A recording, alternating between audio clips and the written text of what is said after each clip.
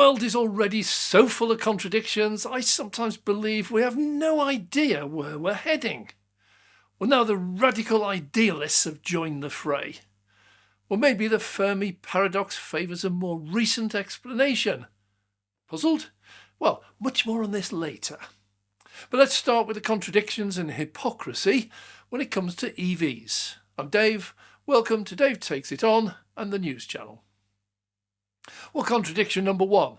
French government owns 15% stake in Renault. It offers subsidies to French-built EVs. And then it tries to ban Chinese firms that receives grants from their governments. But they don't want to pay levies on cars that they export to China. It's just a little bit weird, isn't it? See, the problem they have is so many of the components are virtually Chinese only. Some of the raw materials, some of the manufactured components like batteries. Well, now Europe's even looking to impose a retrospective ban. Well, I always thought retrospective laws were illegal. How can you decide in 2024 something that happened back in 2023 when it was legal is now illegal? You didn't know at the time that you were going to pass. Anyway, that gets confusing. Retrospective laws don't work in law. I think the European Commission might need to think more than once, think this one through. Meanwhile, in France, the EV charging programme picks up speed. They are installing chargers at a phenomenal pace. Well, Stellantis, never can understand them. They blow hot and cold. One day the EVs are good, next day EVs are bad. Then they try and ban EVs, saying they're too dear. We're not ready. There's no demand. We need to work with ICE cars for a while. Anyway, but there are signs the partnership with the Chinese firm, the Leap Motor EV, they're doing a deal to buy and sell and make EVs from China and sell them elsewhere. Well, it seems profits lead the thinking and all else takes second place. Well, really good news. MG heats up the race for the true mass market in EVs. Those around or under 20,000. I've been saying this for over a year, that EV adoption will not happen at the 40k plus price bracket. Most of us can't afford them. But the mass market and the adoption of EVs will take place once they get down into the true mass market that's below 20,000, be that dollars, euros or pounds. Well, great news, MG. You already have one of the cheapest EVs on the road today. That's the MG4 at about £25,000 starting price. And you're now launching the MG2 all-electric. Well, if your MG4 is 25,000, then this one is likely to be under 20,000. Well, stand back and see what happens when this one launches. But if you're in the market for a budget EV, I'd get your order in now. Now, vehicle to grid, V2G, that hots up dramatically. Some people are saying you can earn over £10,000 a year just by plugging your car in using V2G, but that's only half the story. Just look at the storage capacity in a modern EV. See, most cars today have a battery of somewhere around about 50 kilowatt hours, and most cars spend over 80% of every single day totally stationary, parked up, not doing anything. Now, Tesla robotaxis have recognised this, and others are as well, but if they ever happen, the robotaxis will spend about half of their day plugged in, using the Tesla software, trading electricity backwards and forwards, buying when it's cheap, selling when it's dear, and the other half of the day they'll be earning money out on the road from fares. This is a win-win. Well, there are now more than 16 million EVs on the roads worldwide, and there should be around 1.5 million or more in the UK by the end of 2024. If we get up to 10 million EVs in the UK, and all of them have V2G, and all plug in at the same time, yeah, all you EV haters, let's actually plug them all in at once. And let's say these cars then allocate just 7 kilowatts from their home chargers. That's what they can pass backwards and forwards comfortably. So you've got 10 million cars, each with 7 kilowatts available, and that equates to a grid of 200 gigawatts. which it turns out is about 3 times what the grid uses as an average at any one time during the day. And that electricity is available for more than 20 hours a day. We only use our cars for less than an hour in the morning, less than an hour in the evening, and then a few hours at the weekend and occasional trips out during the day. The rest of the time, they're just sat there. Well, I think some of the manufacturers are spotting this now. Tesla has just launched the V2G with the Cybertruck and has stated that the V2G will now be available on all of their models by 2025, next year. And there's others like Volvo, and they are now saying, yeah, they're getting into the V2G market rapidly. Hyundai, Kia, a few others have already got into it, as have MG, believe it or not. So can you earn money from V2G?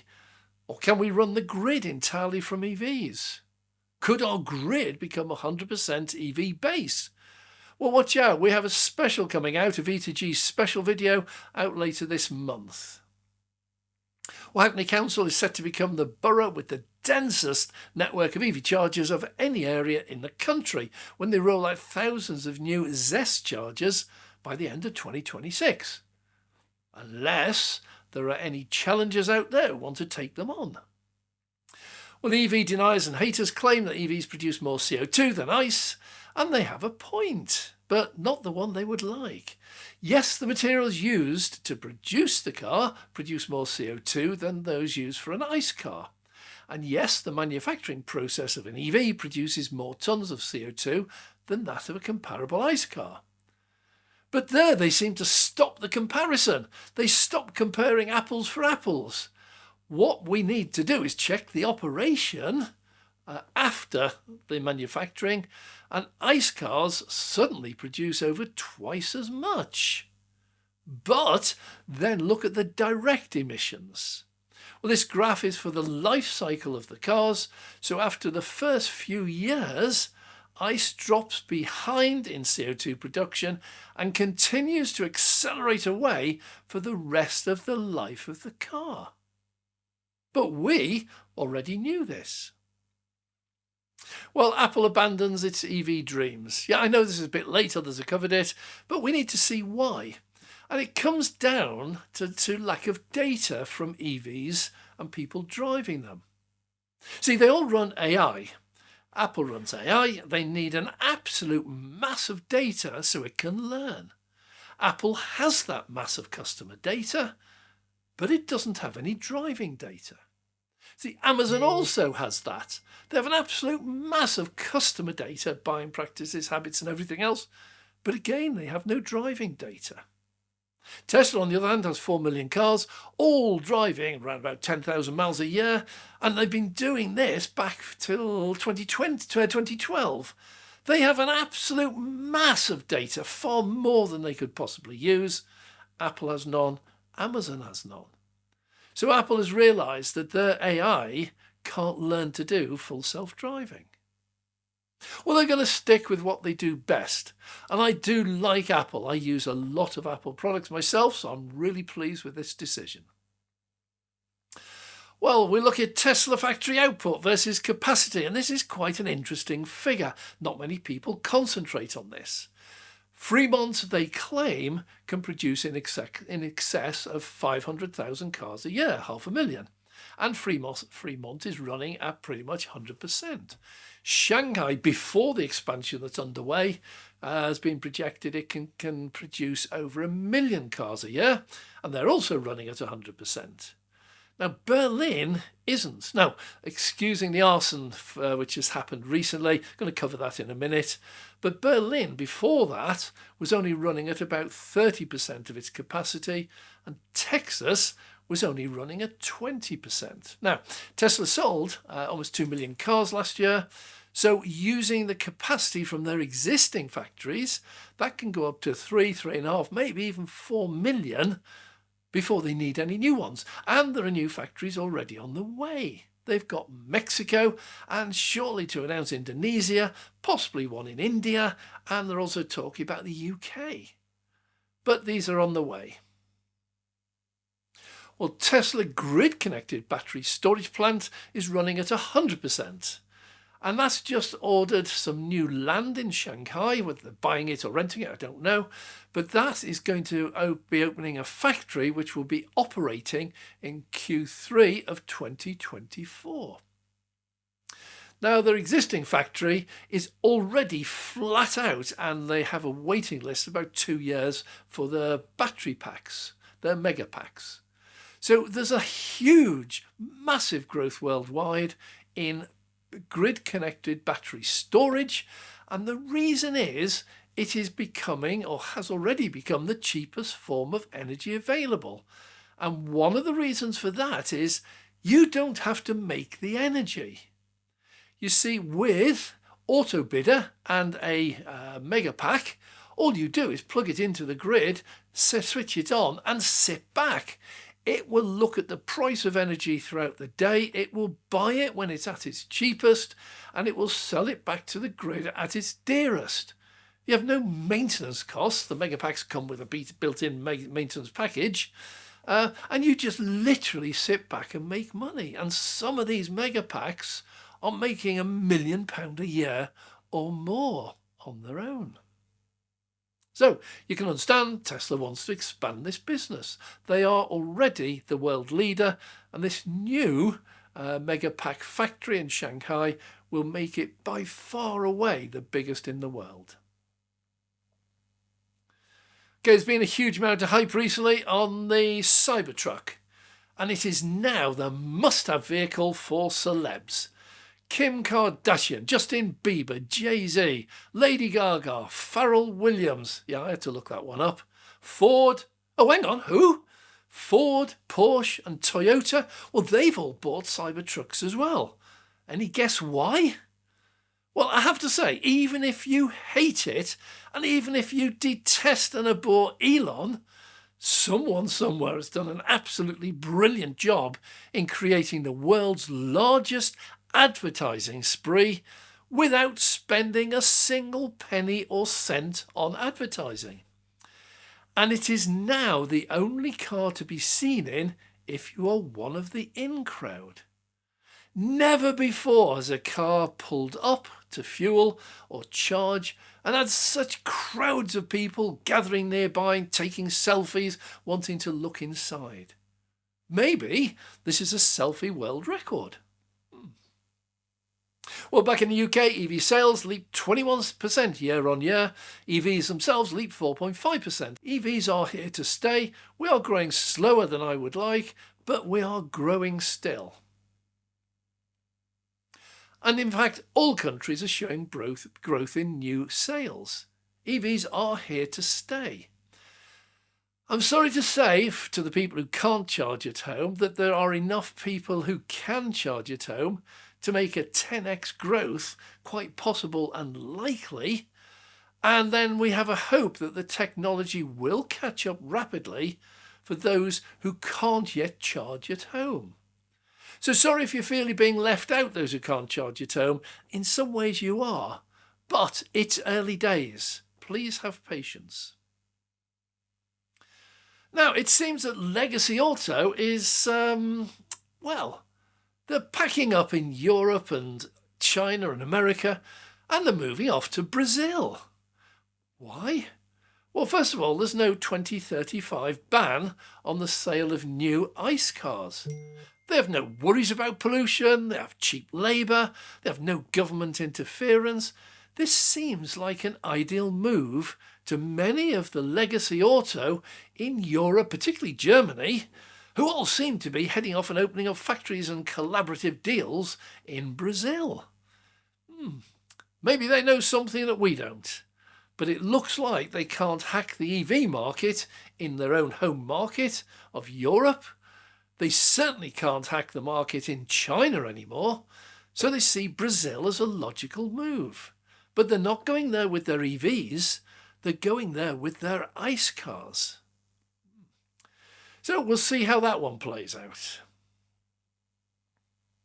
Well, the media at the moment seems to be in a right tizzy. It's critical about EVs, slamming everything to do with them, all things renewable. And it seems the closer we get to these things happening and taking over, the more they fight back and the more outrageous become their claims. They seem to hope if they get outrageous enough, these attacks of theirs will prove that EVs and renewable energy are just passing phases. They've already peaked and passed. But they recognise they're failing because now they seem to be turning their attention to climate change. The more scientists claim we're on the road to chaos, and the more we see with our own eyes the climate records that are constantly being broken, the more negative naysayers fight back. X, previously Twitter, shows this in graphical form. No, I have no problem with this. I am a believer in free speech. I personally don't want to get my news from someone who's already been through it all and decided what I can and can't read. But far too many people take news they see, hear or read as the absolute truth without any attempt to find out if it really is. I strongly suggest take all news with a pinch of salt, including this video. Go out and check for yourself. Well, we have to come back to Tesla, and they're being targeted by extremists in Germany. It started with some extremist idealists, call them what you want, pressure group. They call themselves, I don't even know, I don't care. But they started by targeting Tesla cars, by burning them, setting fire to them. They have to start a fire underneath them to get the battery to ignite, but they do that anyhow. Well, now they've moved on and moved up in severity and the seriousness of the matter. They've now targeted the Berlin Gigafactory, and not the factory itself, but they've targeted a nearby power station. They have set fire to that, and that has caused a major blackout in that part of Germany. Now, why isn't it the answer? Well, first of all, I don't want my life to be ruled by what extremists with a single agenda seem to think is the right thing to do. I'd rather have a government which has a balanced view of things, and it may not always match with my desires or expectations, but at least someone's looking out for other people. But the problem is that the attack has also caused problems with local hospitals, which rely on electricity for incubators and other critical equipment. They've shut down many factories. So it's not the answer, and this needs to be stamped on very, very quickly, because if one group is ever seen to succeed and get exactly what they wanted, no matter how bizarre and extreme, by burning down power stations, you can pretty much guarantee there'll be others jumping on the bandwagon. This one needs to be stamped on really, really quickly. It is outright terrorism, and these people need to be behind bars if they are the ones actually setting these fires. Just back onto media, Cybertrucks have also hit the press recently involving accidents. Well, it seems that they've only been out a few days and already they're having accidents. And it seems that these Cybertrucks are just shrugging off the impact and yet totaling the other vehicle. Well, I personally love this. You see, if I had one, my insurance would be a lot cheaper if I get in an accident and don't have to make a claim for my Cybertruck. So, more cars on the road that don't have to go in for expensive repairs every time someone bumps a trolley into you at the supermarket or walks past and stumbles and puts a dent in your car. I love cars like the Cybertrucks being almost indestructible. Bring on more. Well, talking about insurance claims, don't know if you've seen, but on the BBC recently there was a report looking into racial bias concerning insurance premiums for cars. It would appear that what they've found, and this has been verified, that you will be quoted more in high-density areas with racial ethnicity than in areas with a low density of racial ethnicity. But to me, that wasn't the shock of the story. The shock was how they found out. They took a 30-year-old hypothetical person, good record, good credit, good everything, no accidents, no convictions, good no claims bonus, and they put him into a Ford Focus, not exactly an exotic car. And what they did then was they used that person, that age, that car, everything else to go out to all the insurance companies and get quotes. Now, with our 30-year-old teacher, so he's in a good profession, he's not driving a hot rod or anything, it's a basic Ford Focus. His quotes ranged between £2,000 and £2,800 a year. There's been a lot of press recently about EVs paying a lot for the insurance. I don't know about you. I pay £1,200 a year for my Tesla Model S. Now, I know that is more expensive than if you drive a little old 10, 15-year-old banger, Fiesta, Renault Clio or something like that. You can get down that down £300 or £400. But my car's not one of those. Mine is a Tesla Model S. It's a luxury car, it's a high-performance car, and it's an EV. And I'm only being quoted, and it's just renewed this month, I'm only being quoted £1,200 a year. Well, renewable energy is now heading up to be the latest trend. It's become much cheaper, it's better for the environment, it's much quicker to install, it's safer. The list of benefits is endless. There is a special feature on energy and the future of V2G due out later this month. But in the meantime, watch out for this. It is an area of extreme interest. See, fossil fuels, it's been discovered, are a political legacy, not a practical financial decision. Governments subsidise oil companies, yet green renewable companies get a tiny fraction of that. Just looking back, oil this year is getting over £10 billion.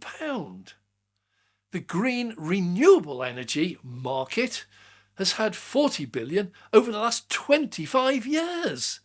Or look at it in a slightly different way, 20 billion more went to the oil giants since 2015 than went to green and renewable ventures. It is long since past the time that when this has to stop. Stop subsidising the oil giants. They don't need it, and if they do, they should learn to do better or get out of the industry altogether. We'll look at EV chargers. I get many comments about why doesn't Tesla just buy out or take over all those recently installed broken or unused chargers? And the answer was supplied this week by Hulmar's catalogue. He's a contributor on X when he states, I quote here, "The Tesla supercharger experience is a seamless symphony of hardware, software, cloud services and careful site selection." End quote. It seems other network operators just like to find a suitably cheap site and chuck in whatever they have in stock that will match the power already available there. Why on earth would Tesla want any of these? Answers on a postcard, please. Well, Fuuse, FWSE, claim to be the power behind EV fast charging. It's an app and a fast charger network provider, and they're exploring the impact of the UK phasing out 2G and 3B mobile networks in the next few years. I have just launched a video on this very subject. Now they've come on X and claim that actually it is a worry, but they claim they've already taken steps to make themselves future-proof. They claim that everything has recently been upgraded to 4G. Well, I know some of the negative people saw my video and say, well, that cars aren't going to shut down. But I have to say, if a network charger provider is claiming that there is an issue out there, then first, I think it must be an actual concern. But it's second, it just makes me wonder how many companies have not even looked into it or not even discovered this is an issue. I suspect we'll be hearing more and more about this in the future.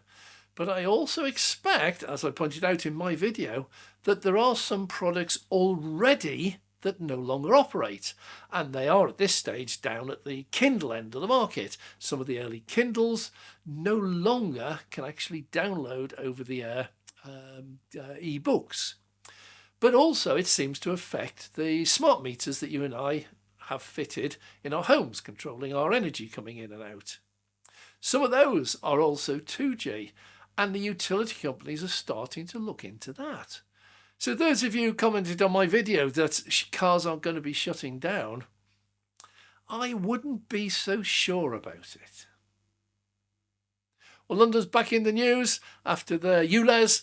They seem now to be in the early stages of considering replacing that with a new charging scheme based on miles driven, a road charging scheme, and it's in an effort to try to reduce some of the 40,000 premature deaths a year caused by the pollution that's coming from the exhaust pipes of ICE vehicles. Watch this space. So in my opinion, the ULEZ was just simply a tax on non-EV cars, and it worked well for that, but it didn't do very much because the people who could afford it just paid the £10, £20 a day, whatever it is, and drove their cars anyhow. Let's see if this has any better impact in getting petrol and diesel cars off the road altogether. Well, it's Easter weekend coming up. That's a time of chaos. Not might be, it is. What are the charging networks doing about it, and what can we do? See, the trouble is, even our roads don't cope, and they've had over 50 years to get them right. They still haven't managed it. So I guarantee whatever else happens, there will be multiple mile queues heading towards the most popular beauty spots. Don't blame EVs, this is all cars. But EVs, you can do your bit to try and avoid it. The first thing is, if it's a bank holiday, charge up the day or the night before. And over the bank holiday weekend, charge up little and often whenever you come across chargers that are free. Make a stop for an extra coffee and have a stretch of your limbs and put in 10, 20 minutes worth, just top it back up again. You don't have to wait until your battery's flat before starting to look. Also, whatever you do, try to avoid peak times. They will be chaotic. So just a simple suggestion. Instead of sitting at home, having your breakfast, looking out the window, deciding it's a nice day and then setting off, how about get up, look out the window, see it's a nice bright day, set off, and then stop en route and have some breakfast and plug your car in. Most service stations and an awful lot of fast food outlets all have chargers.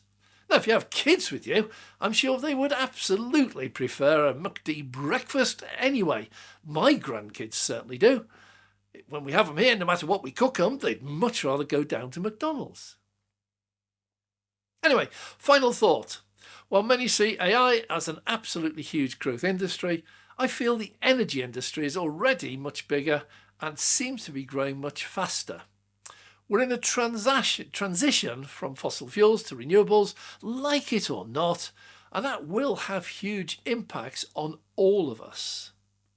Oh yeah, finally, the Fermi Paradox. I suppose some of you have probably looked it up in the meantime, but this is a technical and philosophical issue regarding aliens. And it goes, if there are trillions of stars and many of them have multiple planets around them, why are there no aliens walking amongst us on Earth? You see, life developed here relatively recently, last few 100,000 years. Or last few thousand years, according to some. Well, then surely some of the planets that have been around for billions of years will already have intelligent life, and some of them will have developed space travel, etc., etc. They should be here. And one of the answers is that civilizations only have a limited life cycle. They then head rapidly towards self-destruction.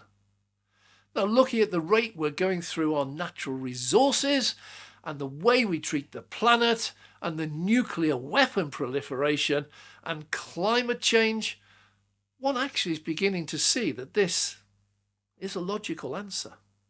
Well, thanks very much for watching this video. If you have enjoyed it, please click the like button. And if you would, please subscribe. It makes such a difference to us as a new channel. If you click the bell icon, the notification, you'll be notified the next time we launch a video. And a massive, massive, massive thank you, last but not least, to our Patreon members. This side of the business is growing dramatically. We've had our most successful month ever, and thank you so much for your support for the channel. I'm Dave.